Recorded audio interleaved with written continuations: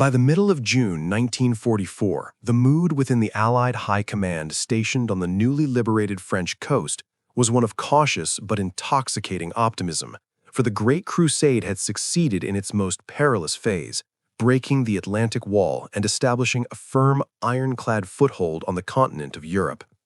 The beaches of Omaha, Utah, Gold, Juneau, and Sword, once killing grounds, had been transformed into the busiest ports in the world, a chaotic symphony of logistics where Liberty ships disgorged an endless river of Sherman tanks, deuce-and-a-half trucks, and fresh infantry battalions ready to chase the retreating Wehrmacht back to Berlin.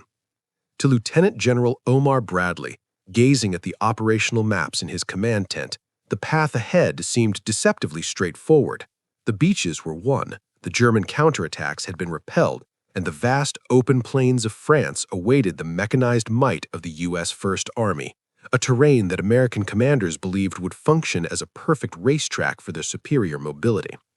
This confidence was bolstered by the most sophisticated aerial reconnaissance in history, millions of photographs taken by P-38 Lightnings and Spitfires that showed the Norman countryside as a patchwork quilt of small green fields bordered by what appeared to be innocuous rows of shrubs, the kind of gentle vegetation a tank could crush without slowing down, or a soldier could hop over with ease. However, this interpretation was a catastrophic failure of intelligence, born of a two-dimensional perspective, for the vertical cameras looking down from 20,000 feet had flattened the world, erasing the verticality of the terrain and hiding a geological nightmare that had existed since the time of the Caesars. The American planners had failed to understand the word bocage, a term that meant nothing to a kid from Kansas or Brooklyn, but defined the very existence of the Norman farmer. These were not garden hedges, they were centuries-old property demarcations, massive earthen dikes that had been built up over 1,000 years of peasants clearing stones from their fields and piling them on the boundaries, binding the earth together with the gnarled, steel-hard roots of hawthorn, bramble, and oak trees. When the infantrymen of the 29th Division, the Blue and Gray, moved off the beaches and pushed south toward the city of Saint-Lô, they walked out of the sunlight and into a claustrophobic green twilight, where the war changed instantly from a contest of maneuver into a bloody yard-by-yard stalemate. The men found themselves navigating sunken lanes, ancient wagon roads that had been worn down by centuries of traffic and rain until they sat 4 to 6 feet below the level of the surrounding fields, turning every road into a natural trench, where the sky was a narrow ribbon above a canopy of interlocking branches. Private First Class Miller, a composite of the confused and terrified riflemen of that summer, found that climbing the bank to see the next field was a physical impossibility without a ladder. The banks were often steep, slick with moss, and topped by vegetation so dense it was impenetrable to the eye. The psychological impact was immediate and devastating. The soldiers who had trained for open warfare in the expansive maneuver grounds of the American South now found themselves in a jungle of the temperate zone, where visibility was measured in feet rather than miles. The open fields on Bradley's map were actually a series of thousands of self-contained fortresses unconnected by lines of sight, meaning that a unit in one field could be completely unaware of the slaughter happening in the adjacent pasture. As the 29th pushed forward, the silence of the bocage was not a sign of the enemy's absence, but of his invisibility. The German defenders, particularly the paratroopers of the 3rd Fallschirmjäger Division, had utilized the weeks before the invasion to burrow into the earthen banks themselves, carving out firing positions that were completely concealed by the thick foliage, creating spider holes and machine gun nests that looked nothing more than a patch of ivy or a twisted root. The American advance did not meet a continuous front line, it met a honeycomb of ambushes. Miller and his squad, stepping cautiously into a square pasture that looked empty, was suddenly pinned down by the ripping sound of an MG-42 firing from a corner of the hedgerow, the bullets cracking over their heads and shredding the leaves, but when they looked for the muzzle flash, they saw only a wall of green. They were trapped in a kill zone that had been pre-sighted by German mortars, and when they tried to retreat, they found the earthen walls behind them were just as steep and impassable as the ones in front. The optimism of D-Day evaporated in the humid, stagnant air of the hedgerows, replaced by the sinking realization that the aerial photographs had been a lie, and that the technology of the 20th century had just been neutralized by the agricultural architecture of the Middle Ages.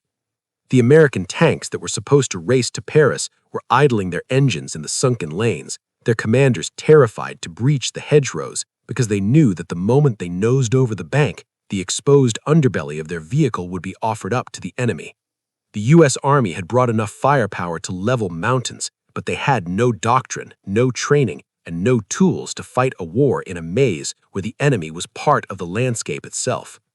As the sun set on the first days of the inland push, the map of France, which had looked so open and inviting in the briefing room, closed around the American troops like a green fist, squeezing the life out of the advance and turning the liberation of Europe into a bloody game of hide-and-seek, where the seeker was almost always the first to die. If the topography of the bocage was a natural accident, the way the German army exploited it was a masterpiece of military engineering, transforming the innocent geography of dairy farming into a lethal three-dimensional chessboard where every square was a pre-calculated kill zone.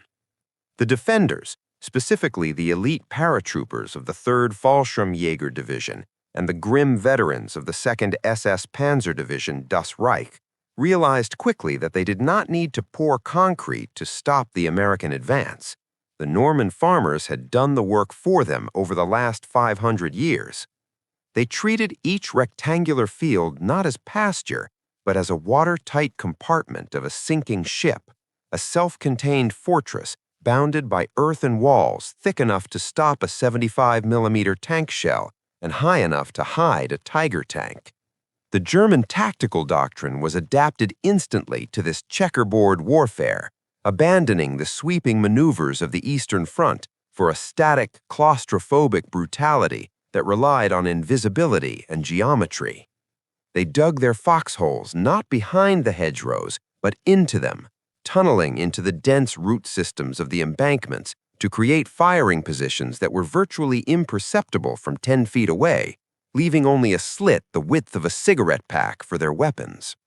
The nightmare for the American GI lay in the sinister sophistication of the German fire plan. When a U.S. platoon managed to scramble over a hedgerow and drop into the field beyond, they expected the enemy fire to come from the hedgerow directly in front of them, the logical front line. But the Germans rarely placed their machine guns there. Instead, they positioned their MG-42s, the terrifying Hitler's buzzsaws, capable of firing 1,200 rounds per minute, in the corners of the field, firing diagonally across the pasture in an X pattern. This grazing fire meant that the bullets traveled parallel to the hedgerow the Americans were crouching behind, effectively skimming the grass. The moment a squad stood up to advance, they weren't hit from the front, they were cut down from the flanks by invisible streams of lead that seemed to come from nowhere. There was no cover. The very wall they were using for protection became the anvil against which the hammer of the machine guns smashed them. And if they stayed pinned down, the second layer of the trap was activated. German mortar crews, positioned safely 2 fields back, had already registered the coordinates of every single pasture in their sector. All the forward observer had to do was whisper a code into his radio, and seconds later, silent 81mm mortar shells would fall almost vertically into the box, detonating in the tree canopy above the Americans. These tree bursts turned the branches and the hedgerow wood into jagged shrapnel that rained down into the foxholes, killing men who thought they were safe behind cover. The sunken lanes that connected these fields became corridors of death. Private Miller and his unit found that the bocage acted as a terrifying sound insulator. The dense earth and foliage absorbed noise so effectively that a firefight could be raging 200 yards away, yet be completely inaudible to a neighboring platoon. This acoustic isolation shattered the cohesion of the American assault. Companies dissolved into isolated squads, and squads dissolved into lonely clusters of terrified men cut off from radio contact by the interfering terrain, fighting their own private wars against an enemy they never saw. The Germans exploited this confusion with ruthless efficiency. using snipers to specifically target officers and radio men, decapitating the American leadership structure within minutes of an engagement. Without orders and unable to call for artillery support because they couldn't identify their own location on the featureless maps, the American attacks often stalled in a bloody paralysis. The futility of standard infantry tactics became heartbreakingly apparent. The U.S. doctrine of fire and maneuver, where one element suppresses the enemy while the other flanks him, was physically impossible in the bocage. There were no flanks. To try and flank a German machine gun position meant punching through a thick wall of vegetation only to emerge into another field, with another machine gun covering it. It was a defense in depth that seemed infinite. Even when the Americans succeeded in taking a field, clearing it with grenades and bayonets in savage close-quarters combat, the victory was Pyrrhic. The Germans would simply slip away through prepared escape tunnels into the next hedgerow back, wait for the Americans to occupy the captured ground, and then saturate the field with pre-planned artillery fire, turning the moment of victory into a massacre. The rate of advance of the most powerful army in the world slowed to a crawl, measured not in miles per day, but in yards per dead man. The chessboard of death was exacting a toll that threatened to bleed the infantry divisions dry, turning the battle for Normandy into a war of attrition that looked less like modern mechanized warfare and more like the meat grinder of the Somme, fought in a green maze where the only way out was to die or to be wounded. The infantry was doing its job with heroic desperation, but against the physics of the hedgerow, flesh and blood were not enough. They needed armor support, but as the tank crews were discovering to their horror, the Sherman tank, the symbol of American industrial might, had been rendered as helpless as a turtle on its back. By late June 1944, the doctrine of American combined arms warfare, the synergy of infantry and armor that was supposed to act as the hammer and anvil of the liberation, had suffered a catastrophic mechanical breakdown in the claustrophobic lanes of the bocage. The M4 Sherman tank, the workhorse of the Allied armies, was a machine designed for the open plains of North Africa or the rolling steppes of Russia, a medium tank that prioritized speed, reliability, and maneuverability over heavy armor. But in the hedgerow country, speed was irrelevant, maneuverability was not existent, and reliability simply meant that the tank would run perfectly until the moment it was incinerated. For the tank crews of the 2nd and 3rd Armored Divisions, the reality of the battlefield was a daily struggle against physics that stripped them of every technological advantage they possessed. The hedgerows themselves, those ancient earthen walls topped with tangled vegetation, were impassable barriers to a 30-ton vehicle.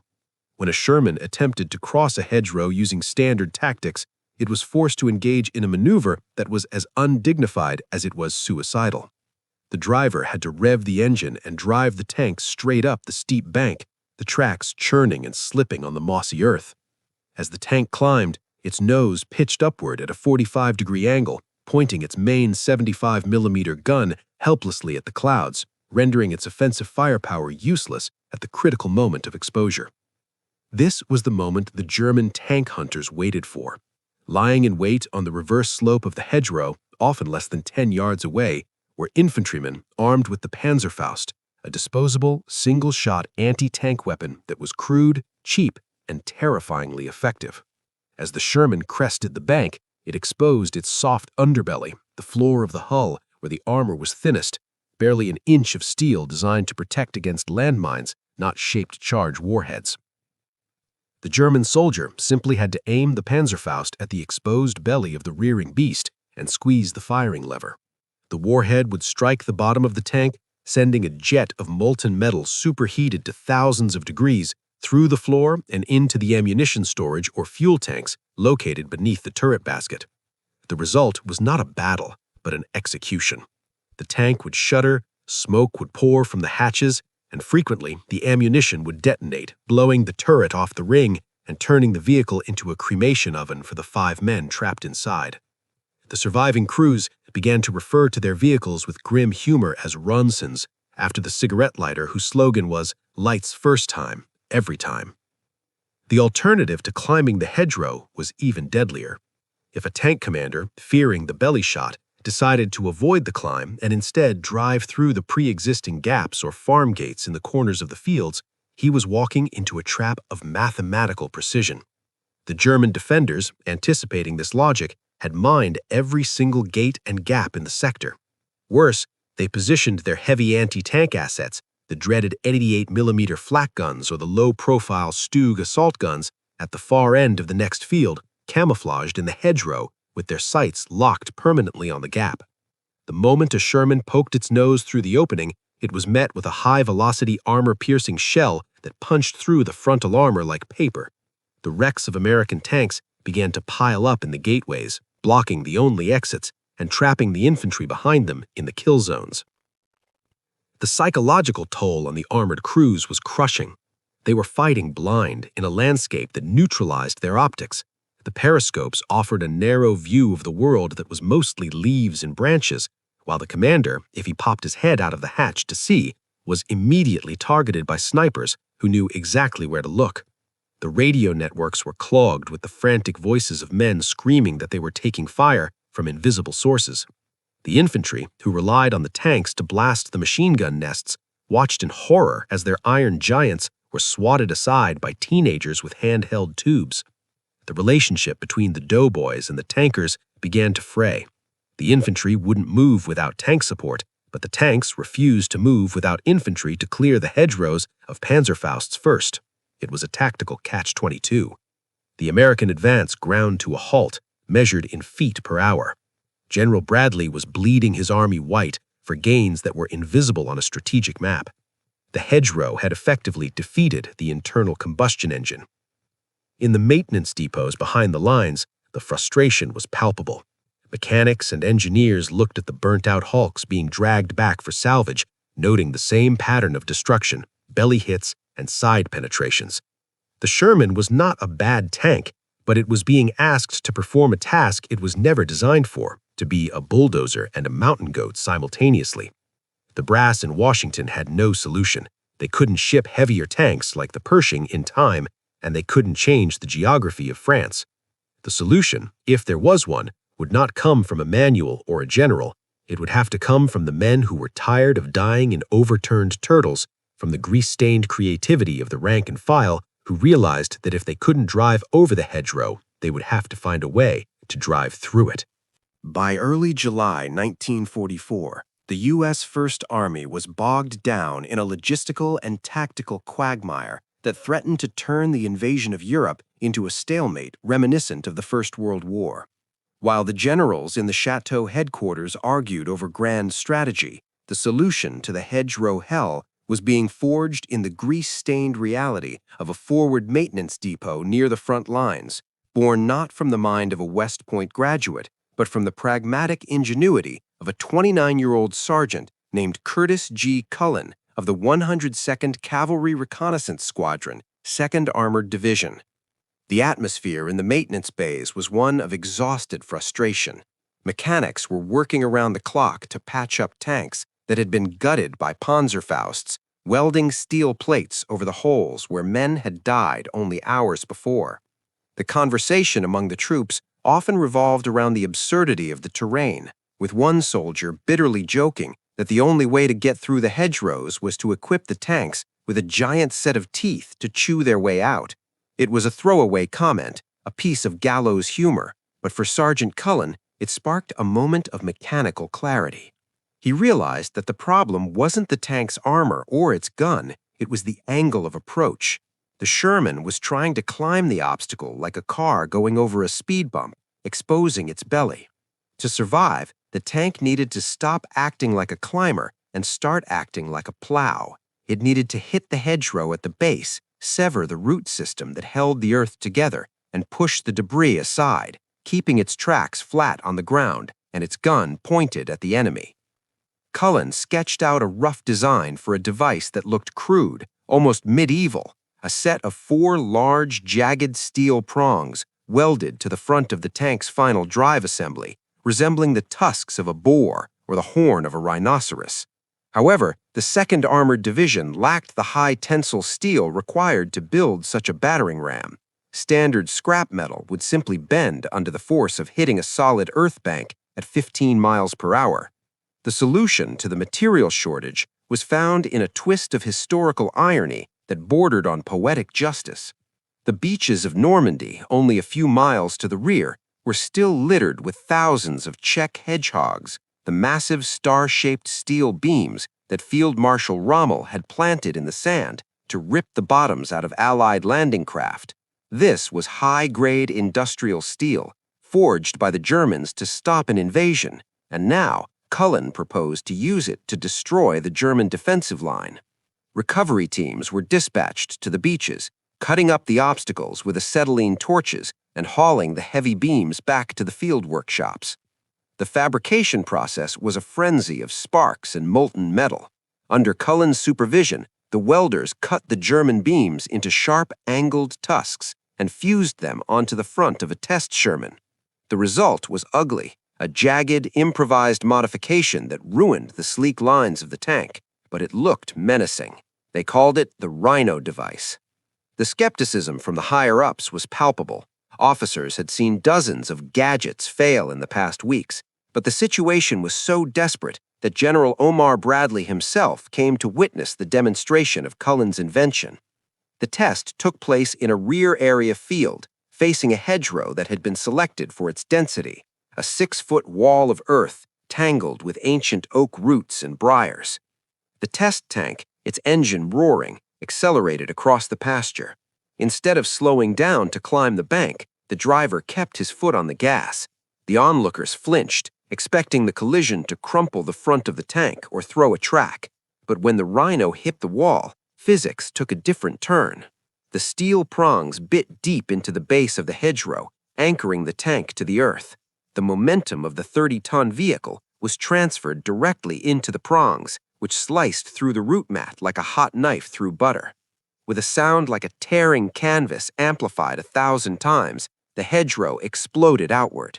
The tank didn't climb, it shoved. A massive section of earth, vegetation, and roots was lifted up and pushed forward, creating a gap wide enough for the tank to drive through. Crucially, the Sherman remained perfectly level throughout the breach. Its belly remained protected by the ground, and its main gun remained stable, sweeping the field ahead, ready to fire instantly.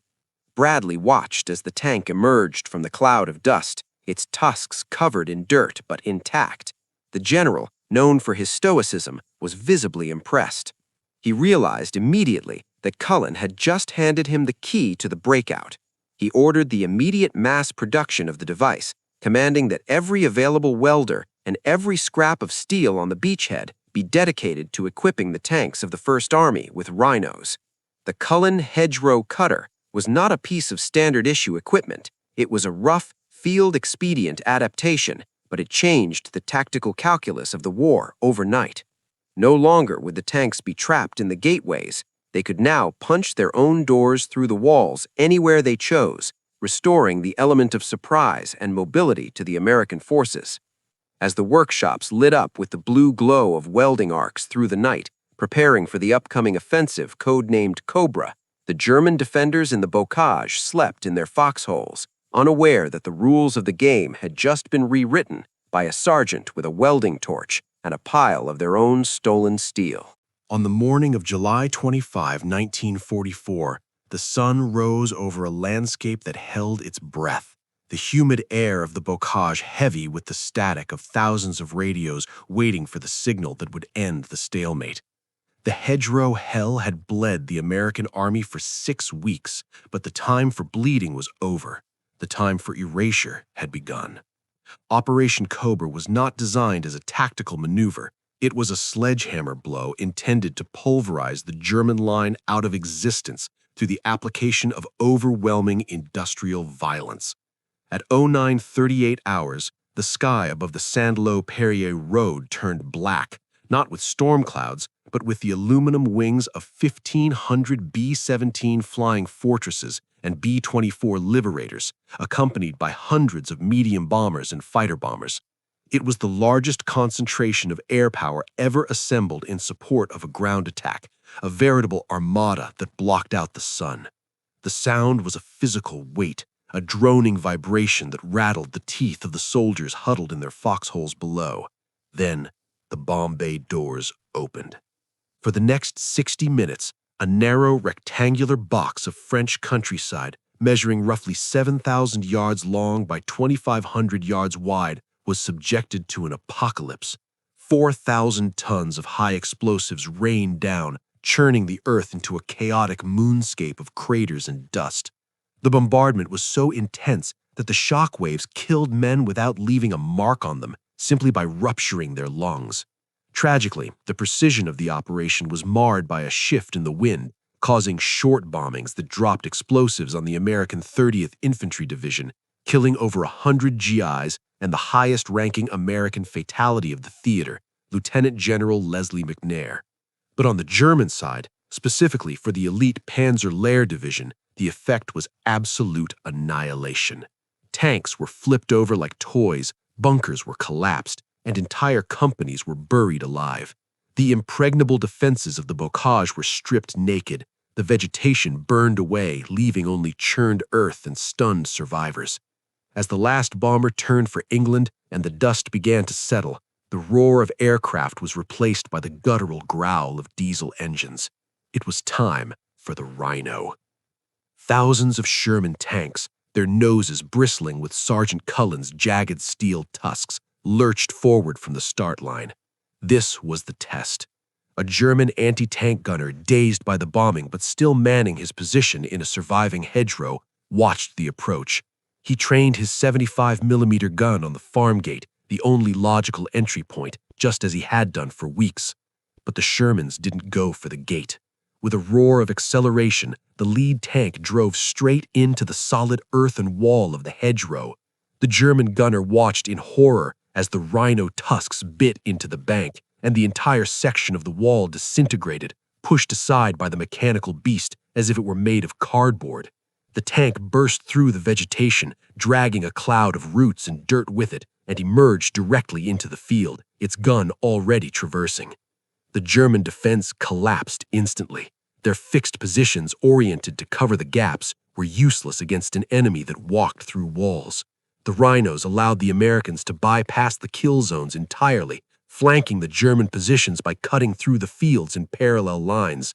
Infantrymen poured through the breaches behind the tanks, spraying the stunned defenders with BAR fire before they could reorient their weapons. The psychological shock was total.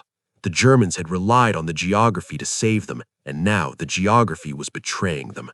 The claustrophobic terror of the bocage was replaced by a fluid, violent momentum. The American tanks, finally free of the roads, roamed the countryside in packs, crushing the remaining resistance under their tracks. The slow grind became a stampede. By the afternoon of July 27th, the crust of the German defense had shattered. The U.S. First Army poured through the gap created by Cobra, and the narrow country lanes gave way to the broad, paved highways of the French interior. It was here that the final element of the victory arrived, the Third Army, commanded by the flamboyant and aggressive General George Patton. Patton's forces did not just advance, they exploded into the open country. The Great Swan had begun. The tanks, no longer fighting for yards, were now covering 30, 40, 50 miles a day, encircling entire German armies in the Falaise pocket. The green hell was visible in the rearview mirrors of the jeeps and trucks, a receding nightmare of green walls and sunken graves. The Battle of the Bocage had been a crucible for the American soldier, a harsh school where the naive optimism of D-Day was burned away and replaced by a cold, professional lethality. It proved that technology alone, the planes, the tanks, the artillery, was useless without the adaptability of the human mind. The victory belonged to the generals who planned Cobra, but the survival of the army belonged to the sergeants and privates who welded scrap metal to their tanks and learned to fight in the dirt. As the columns of dusty Shermans raced towards Paris, leaving the broken hedgerows behind, they carried with them the lesson of the summer of 1944, that in war, the map is not the territory, and the only way out of a trap is to break the walls that hold you. The Rhino tank, an ugly, improvised mongrel of a machine, stood as the ultimate symbol of American pragmatism, a weapon born of failure, forged in desperation, and sharp enough to cut through the toughest earth in Europe to find the road to victory.